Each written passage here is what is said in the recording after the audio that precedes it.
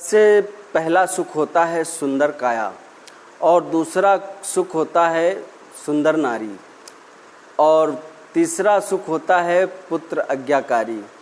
और फिर चौथा सुख तो फिर सुख ही सुख होते हैं। साथियों बता दें यहाँ पे कि जब हमारी सुंदर काया होती है तो कहते हैं ना, अपना मन चंगा तो कठौती में गंगा। जब अपना मन चंगा रहेगा तो हमारा जो जरा सा एक कठौती में पानी जो रखा होता है उसको भी हम गंगा हमको नज़र आएगा और गंगा जैसा जल वो हमको लगेगा। तो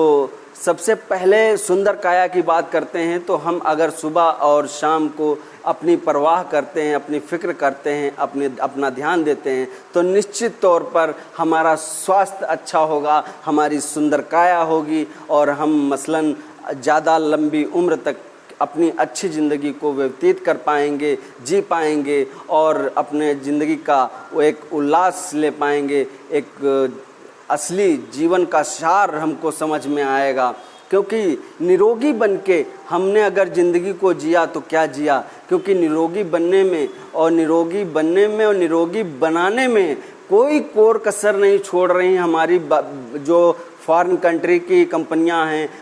फास्ट फूड वाले हैं, ये सब हमारे बाहर के हैं और भारतीय लोग तो कम हमको छल रहे हैं, लेकिन हमको जो फॉरेन कंट्री की कंपनियां हैं, जैसे कोल्ड ड्रिंक की कंपनियां हैं और कोल्ड ड्रिंक के कई प्रकार के, मैं नाम नहीं लेना चाहूँगा किसी का, और लेकिन आप समझ रहे हैं कि जितनी भी फेमस कंपनियां हैं वो सब फॉरेन कंट्री की हैं, अपने इंडियन नहीं है, भारतीय नहीं है। और हम यहाँ तक कि पानी भी जो पी रहे हैं वो हम विदेशी पी रहे हैं। हम इतने अपने दिमाग के मारे हो गए हैं,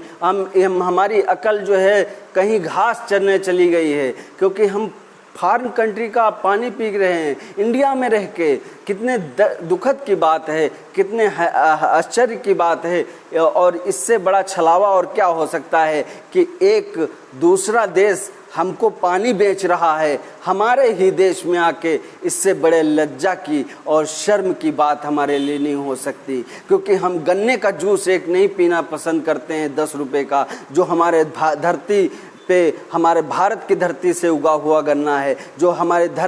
मिट्टी हमारी भारत की मिट्टी से उगा हुआ अनाज है। हम उसमें 10 रुपये ना इन्वेस्ट करके बल्कि फॉरेन कंट्री का, दूसरे कंट्री का और जो है कंपनियों का हम जो है खाते हैं और बड़े चाव से पैसे नछावर करते हैं, लुटाते हैं और मन को एक अपने संग वो रिलीफ और एक रिलैक्स सा महसूस करते हैं कोल्ड ड्रिंक पी के।